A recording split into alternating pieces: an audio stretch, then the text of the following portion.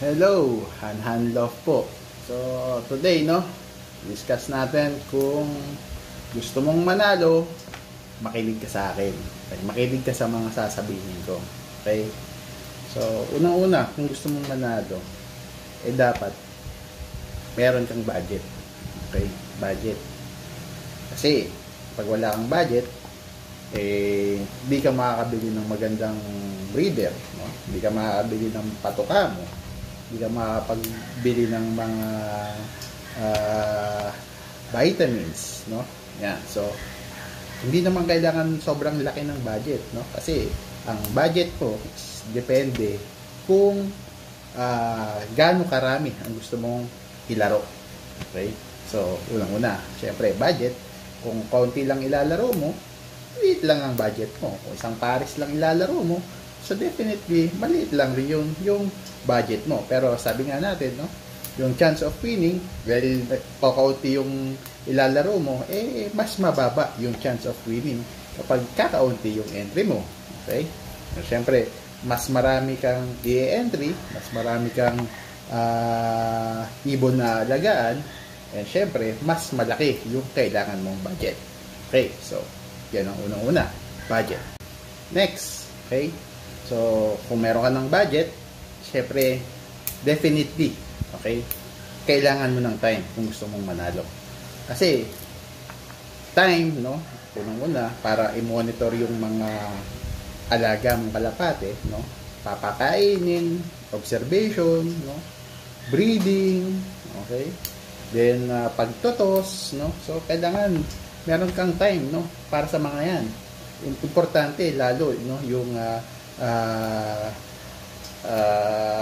tawag dito, yung observation. Kasi sa observation, doon mo makikita kung yung ibon mo ba is may sakit na, tapos tos ka pa rin ng tos, mawawala, or palipad ka ng palipad, manghihina na pala yung ibon mo, definitely low fly pa lang, mawawala na yung ibon mo. Kaya sa napakahalaga yung time, meron kang time for observation, and sa pagpapatoka, pag-aalaga ng ibon, meron ka. So, kailangan natin ng time. Okay, so meron kang budget, meron ka ng time. Okay, so kung marami ka ng time, definitely dapat gumawa ka ng programa or sistema, kung ano yung gagawin mo para manalo ka. So, unang-unang sa sistema, so 0, doon ka sa paghanap pa muna ng mga breeders na magaganda. So, kailangan humanap ka, So, isa yun sa sistema na gagawin mo. Okay? And kung meron ka ng breeders, syempre, alamin mo kung paano sila i-breed ng tama. So, mag-research ka. Okay? Kasama mo yun sa programa mo. Mag-research. Okay?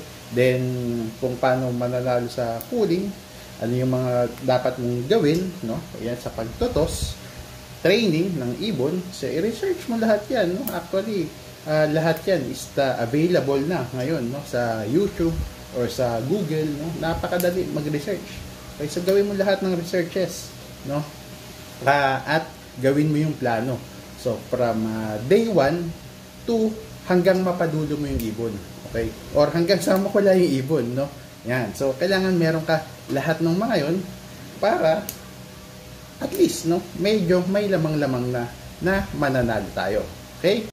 So, kung kulang ka, sa mga sa sinabi ko, budget, time, at saka yung sistema or plano or programa sa ating mga ibon, definitely, aasa ka na lang sa tsamba or swerte, which is napakahirap. Kaya, kung gusto mong umasa na lang sa tsamba at swerte, maganda ka rin, ng budget mo, pang-donate, lagi-lagi.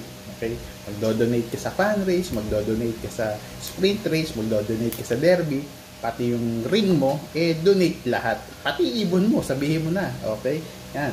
So, donate lahat. So, kung gustong madalo, gawin mo yun. So, kailangan ng paghihirap talaga. Hindi basta-basta ang panalo. Otherwise, is tsamba na tinatawag yun. Okay? So, at least, kung ginawa mo yung tatlong yun, budget, time at saka plano, tapos natalo ka pa rin, ganun lang talaga ang buhay, no? Hindi lahat-lahat is ibibigay. Kahit binigay mo na yung the best mo, is sometimes matatalo pa rin tayo. Okay? Kung nagustuhan nyo ang ating post or kwentong ito, pakishare na lang, no? Pakishare and follow ako sa Facebook, no? Like yung ating post. At yun lang, no? Maraming salamat. Hand love po. Bye-bye.